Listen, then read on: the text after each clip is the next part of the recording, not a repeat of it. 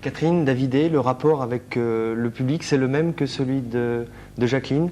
C'est-à-dire que vous attendez de temps en temps des réactions de la part du public, vous posez des questions aux enfants ou aux adultes? Oui, en tout cas, moi, je travaille beaucoup avec ça. C'est un de mes grands plaisirs. Et je ne pourrais pas compter sans intervention du public. Si, vous allez le faire tout à l'heure. Oui, donc c'est déjà... c'est vrai. Enfin, surtout sans intervention des enfants. Je ne peux pas compter à des enfants et de les voir sans bouger, et les yeux grands ouverts. J'ai envie qu'ils réagissent, j'ai envie qu'ils bougent. J'aime les interventions surprises que je peux reprendre au bon pour les intégrer dans l'histoire ou pour faire une petite touche d'humour. Donc effectivement, c'est quelque chose qui nourrit. S'il y a des réactions, c'est que vous avez bien compté? C'est souvent comme ça que les... Ça dépend des réactions. Si tous les enfants se mettent à gigoter, à bouger et à parler entre eux, c'est qu'on n'a pas bien compté. Dès qu'ils sortent leur Tamagotchi, c'est généralement... bon signe. Là, c'est foutu. La routine, tu le comptes? Oui, moi je l'ai vécu parce que je fais des contes avec des ombres chinoises. Donc on est deux, on a aussi une troupe et on fait des ombres chinoises. Et là, on est obligé de poser chaque mot parce que les personnages interviennent derrière l'écran de façon très précise. On ne peut pas se permettre. Voilà. Et moi, c'est quelque chose que j'ai besoin d'équilibrer avec du conte très improvisé à côté, en étant seule, en pouvant faire ce que je veux, en ayant la possibilité d'un coup de changer l'histoire en plein milieu parce que ça me fait plaisir de le faire. Parce que, voilà. Et c'est ça la grande différence pour moi avec le théâtre, c'est que le conteur, il maîtrise tous les éléments. Il n'est pas au service d'un texte, il est au service de ses propres idées, il les fait passer comme il veut et il a de compte à rendre à personne. Ça veut dire que le conteur peut changer le début, le milieu ou la fin d'un conte? Alors, il faut toujours les garder une sensibilités, structure logique. Oui, il doit garder une structure logique. Il ne peut pas... Enfin, il y en a qui le font, mais... ça doit quand même tenir debout. Hein. Le personnage qu'on fabrique avec un squelette et de la chair, il doit tenir sur ses deux pieds. Donc si ça n'a ni queue ni tête, ça perd un peu d'intérêt. Mais une fois que ce squelette est posé, on peut vraiment faire ce qu'on veut. Ça devient de l'improvisation. Enfin, moi, c'est comme ça que j'aime travailler. Moi, j'irais plus loin. Je dirais qu'il ne faut pas analyser du tout. Pour moi, le conte, il s'adresse directement à l'âme. D'ailleurs, il y a... un auteur qui s'appelle Clarissa Pinkola Estés, qui a écrit un très beau livre qui s'appelle Clarissa Pinkola Estés, qui a écrit Femme qui court avec les loups. Oui. Et elle dit dans son livre que l'homme n'a pas deux oreilles, mais trois. La première il va être content, vu pour entendre les conversations, la deuxième pour écouter les enseignements et la troisième pour nourrir l'âme. Moi, je suis persuadée que c'est cette troisième oreille qu'on doit viser. Et pour moi, essayer d'analyser un conte, de dire le petit chaperon rouge symbolise ci ou ça serait comme ouvrir la poitrine de quelqu'un, sortir le cœur et le disséquer pour trouver l'amour à l'intérieur. On sait qu'il est là, mais il ne faut pas chercher à le voir. Il faut le laisser venir tout seul. Mais ça, alors, c'est valable pour les tableaux, c'est valable pour une œuvre musicale, c'est valable pour toute création humaine. Alors dans ce cas-là, si on prend...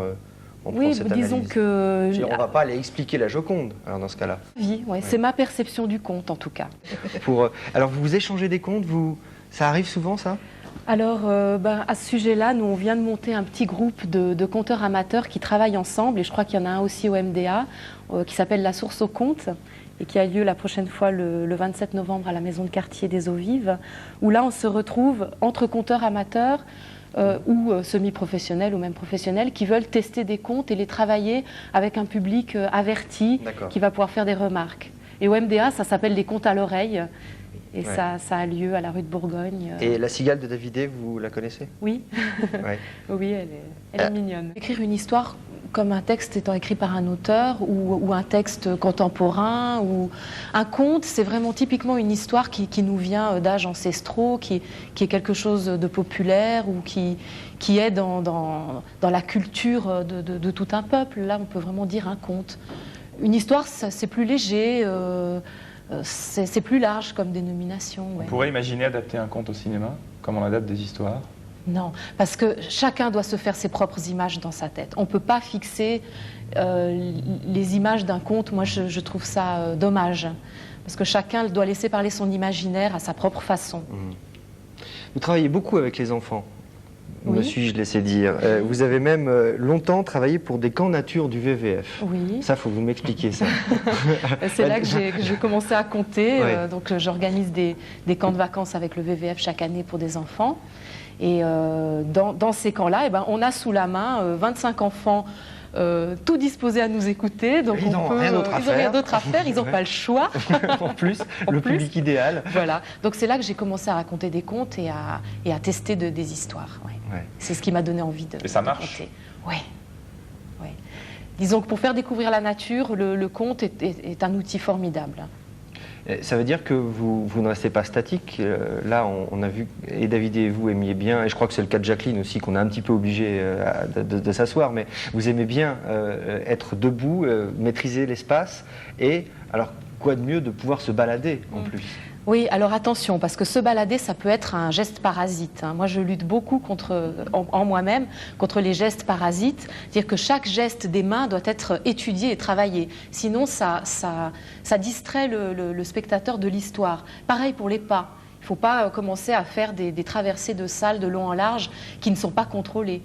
Et idem pour les grimaces aussi. On fait souvent des grimaces sans s'en rendre compte. Donc être debout, c'est bien, à condition qu'on soit conscient de son corps et de la façon dont on doit le poser. Sinon, il vaut mieux s'asseoir à ce moment-là. Jacqueline, possible. Par contre, s'enfermer dans un des personnages du conte en portant son costume, c'est dommage. Parce que le conteur, il est extérieur à l'histoire, il est narrateur, il voit l'histoire se dérouler sous ses yeux et il en fait part au public. S'il est un des personnages, ça devient quelque chose de différent. Alors, je suppose qu'on vous pose très très souvent la question, mais où allez-vous chercher tout ça ? La plupart du temps, et c'est votre cas, Catherine, vous n'allez pas le chercher, vous l'écrivez? Oui, oui. Bon, je vais beaucoup en bibliothèque, je puise des idées, je puise des thèmes, mais c'est vrai que j'aime bien écrire mes propres histoires. Ouais. Et là, encore, des règles de fabrication? Les mêmes que pour les contes populaires. Il faut que la trame se tienne, il faut qu'il y ait une certaine logique. Et puis à part ça, non, on peut faire ce qu'on veut. Je suis même en train d'écrire des histoires futuristes, des sortes de contes de science-fiction en quelque sorte.